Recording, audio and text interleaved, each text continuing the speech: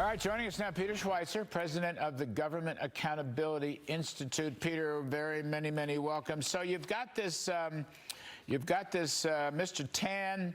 Let's see, Hip-Bu Tan, the head of Intel, which once upon a time was a great old company. It's no longer is. Let me read you Senator Cotton, Tom Cotton.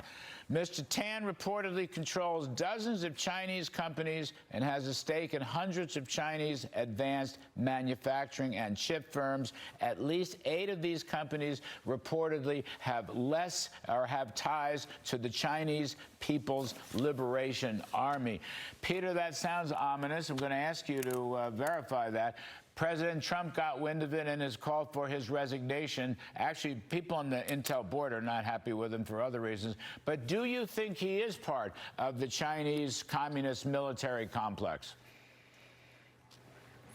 Yeah, I think he is. Look, and even if he isn't, the point is they have leverage over him. China has this strategy of civilian-military fusion, Larry. So even if you have a private company in China and you're minding your own business and the government says, hey, by the way, you need to do this in the interest of national security, they can compel you to do it. And if you don't, all kinds of pressure will be brought to bear. Let's keep in mind also that Mr. Tan, before he took the Intel job, was the CEO of Cadence, and as the CEO of Cadence, his company later admitted that they actually transferred chips illegally to Chinese-linked entities, and they paid a fine for that. That activity happened under Mr. Tan's tenure. So there are reasons to be concerned, and I think it's good for the president to step in and voice these concerns. Yeah, I mean, look, Intel it's still got contracts with the United States government, I assume the military, but I know the government.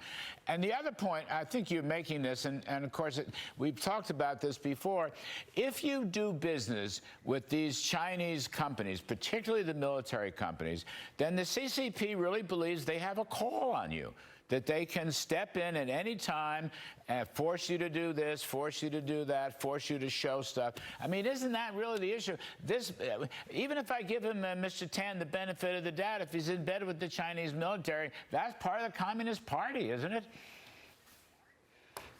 Yeah. No, you're exactly right, Larry. Look, we don't know what his intentions are. Even if his intentions were perfectly fine, you nailed it. There's so many ways in which the CCP can pressure you. They can go after your businesses and holdings. Clearly, he has a lot of those on mainland China. They can go after your family members. I don't know the status of his family, but they can go after your family members, even family members in the United States. We've seen threats and pressures being brought to bear. And so we have to keep in mind also that I think the president can speak with some importance as it relates to Intel, because, of course, Intel is the recipient of taxpayer support under the Biden administration. In effect, taxpayers have invested money into Intel. So we are stakeholders, and we deserve a say. So, look, I'm not saying you blackball any CEO that has China ties, but if you are a company and you are hiring an individual, you have got to be prepared and recognize that this vulnerability is real. And if you ignore it, you are asking for a heap of trouble, because this is how Beijing operates. It's not a surprise. They've done it for decades. You know, by the by, it's about $20 billion, loans and grants from Biden's legislation.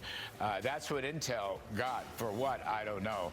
Anyway, as always, Peter Schweizer, thank you for your insights. You're terrific. Thanks for joining us, folks.